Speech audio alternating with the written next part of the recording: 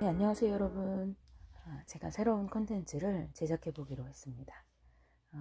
사실은 새해가 시작되면서부터 계속해서 저의 삶을 나누고 싶은 그런 마음이 들었었는데 예배를 집중하자 하는 마음으로 계속 미뤄왔습니다. 그런데 그 마음이 계속 식지 않고 저에게 계속해서 들면서 거룩한 부담감으로 다가왔습니다.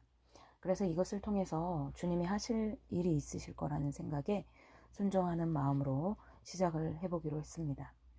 우선은 한 주에 한 번 일기 형식으로 저의 삶을 나누려고 하는데요. 이후에 주님이 주시는 마음대로 유동적으로 진행을 해보겠습니다. 네, 때로는 저의 부족한 부분도 나눌 수 있을 것이고요. 또 주께서 주신 은혜, 또 감사한 제목들을 나눌 수도 있을 것이지만 저의 모든 고백과 삶을 나누는 이 콘텐츠를 통해서 또 저와 함께 해주시는 모든 분들께서 삶 속에 주님을 인정하고 또 주님을 닮아가게 되시기를 기도합니다. 네, 그런 의미로 이 콘텐츠의 타이틀을요, 예담이라고 정해보았습니다.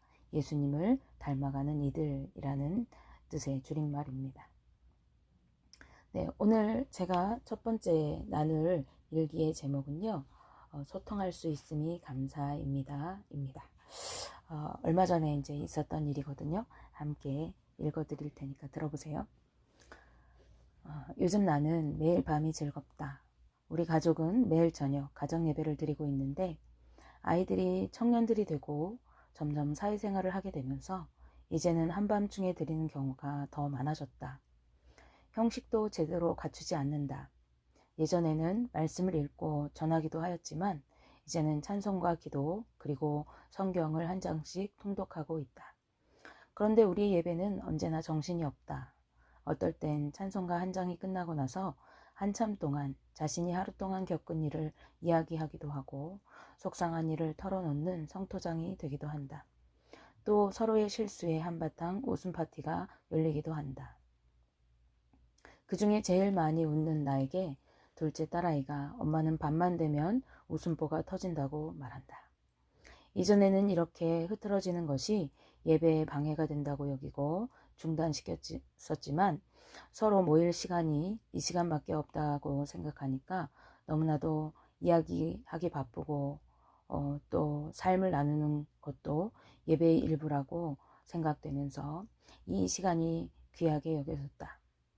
이틀 전에는 아이들이 이야기를 나누다가 서로 누가 돈이 많고 적은가 하는 이야기를 하게 되었다.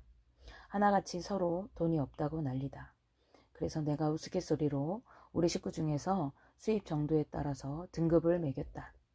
큰 딸아이는 중산층이고 나는 저소득층이다. 그리고 시간 알바를 하는 작은 딸을 차상위 계층이라고, 또 수입이 전혀 없는 아들은 생활보호 대상자라고 했다. 그러면서 우리 집에는 다양한 계층이 모여 살고 있다고, 그런데 부유층은 없어서 아쉽다고 하였다. 그러다가 이내 아니지 하면서 위를 올려다보고 검지손가락을 치켜들었다. 그런데 아이들도 그 말이 옳지 않다는 듯이 동시에 위를 올려다보는 것이었다. 그리고 입을 모아 우리 집 부유층은 하나님 아버지라고 하면서 함께 깔깔대고 웃었다. 내가 너스레를 떨면서 아버지 이제 지갑 좀 열어보세요 라고 위를 올려다보며 말하였다. 그렇게 한참 함께 웃다가 예배를 이어가게 되었고 예배를 마치고 아이들은 모두 잠자리에 들었다. 나는 성경을 읽다가 자려고 책상에 앉았다. 그때 문득 참 감사하다는 생각이 들었다. 아이들과 함께 이야기할 수 있는 것이 감사하고 서로 말이 통하니 더 감사하다.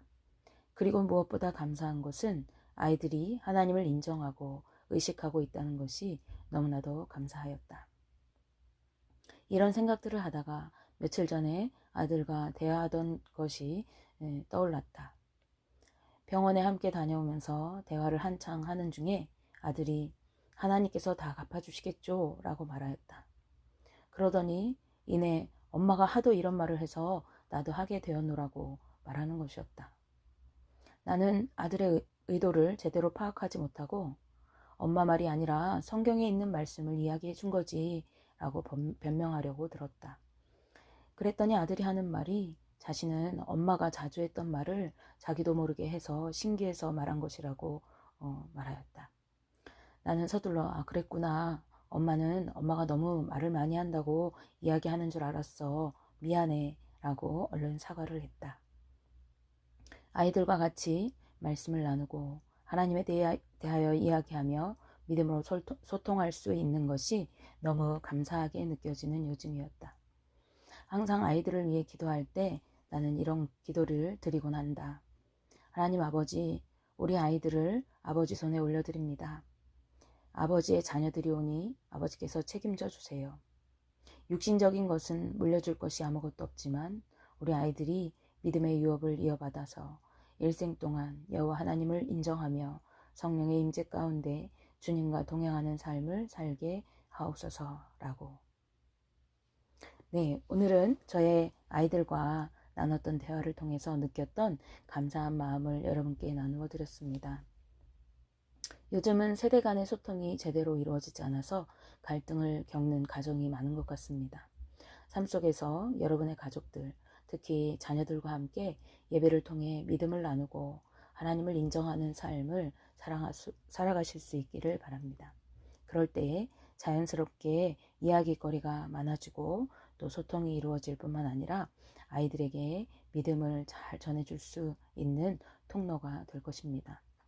잠언 22장 6절 말씀에는 마땅히 행할 길을 아이에게 가르치라. 그리하면 늙어도 그것을 떠나지 아니하리라 라고 우리에게 말씀하여 줍니다.